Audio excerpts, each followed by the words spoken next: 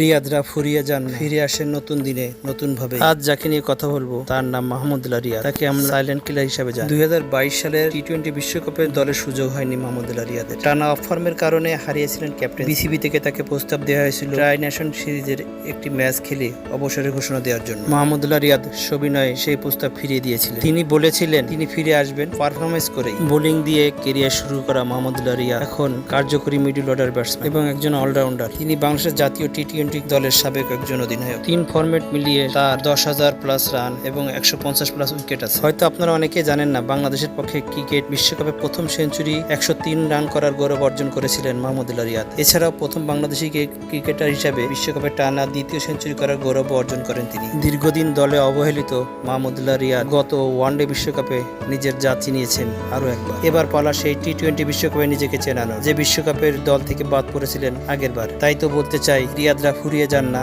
ফিরে আসেন নতুন দিনে নতুন ভাবেই। শুভকামনা মাহমুদুল্লাহ রিয়াদ, বেস্ট অফ লাক।